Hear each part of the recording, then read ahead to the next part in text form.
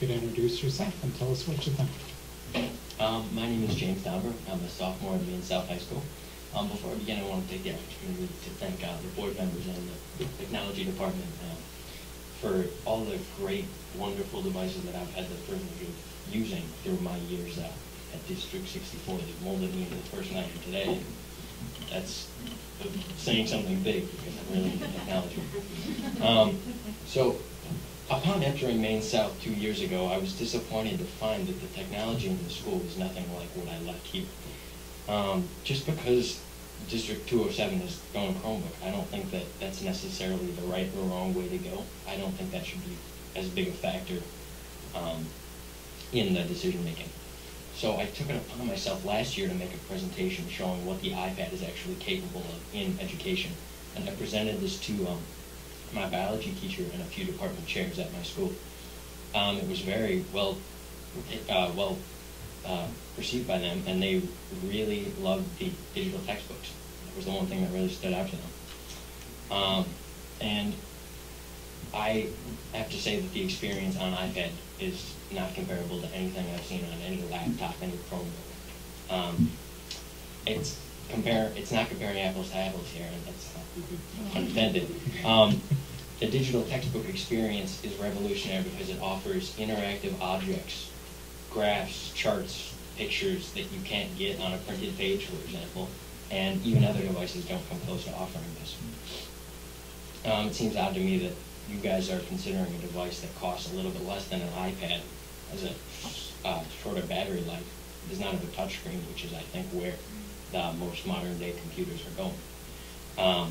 Chromebook is a web browser, and that's the majority of the operating system. As you guys stated before, there is no actual operating system on it comparable to any Windows or Macintosh-based operating system. It's a web browser. So, for example, I have actually had the privilege of using a Chromebook, and District 207 has given me one to test. And a few weeks ago, I experienced internet outages at Maine South in the school, and it was rendered nearly useless. And if this happens next year for District 207 who's moving there, or for anyone else who would be using a Chromebook, teachers and students will not be able to get online. But if you had an iPad with an iBook stored locally, students would be able to learn, and teachers would still be able to teach regardless of the internet reliability. And you guys stated that this was optimized for the offline user, and I want to make the point that I have discovered personally that the books are online, and you can't access them if you're on the beach or on a family trip. And this iPad has local versions of my textbooks. I can access this wherever I go, if I'm on a car ride or if I'm on the beach.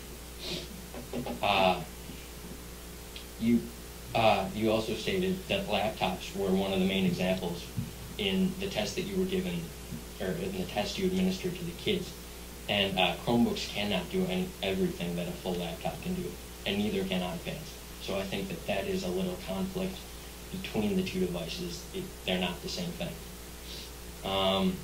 There's also mentioned durability, and the Chromebook is made out of a relatively cheaper plastic material that I've found in my experience to crack and even like scratch a lot just from normal use. And I'm not a heavy user. I take care of all my devices very well. But that's something I hope you can consider. And one of my last points, I'll wrap up here, is regardless of what device is implemented, I think that lots of the parents and the kids even want to have a say in this. And I feel iPads open up a world of possibility for students, and the Chromebooks don't. So I would really like that the kids in this district and that the parents all are aware of this. And I also would love to show you that presentation I made last year for all my teachers. So at the board's earliest convenience, I would be happy to do so. Thank you, guys. Okay.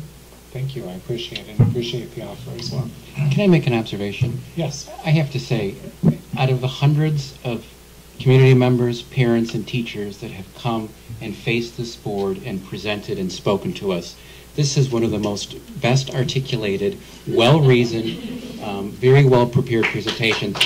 And I'd like to think that District 64 had something to do with it, although I can't take credit. I'll tell you that your father and your parents should be very proud of you, but most importantly, you should be proud of yourself, because it took a lot of courage for you to come forward and share your thoughts with us, and I appreciate it. Here, here.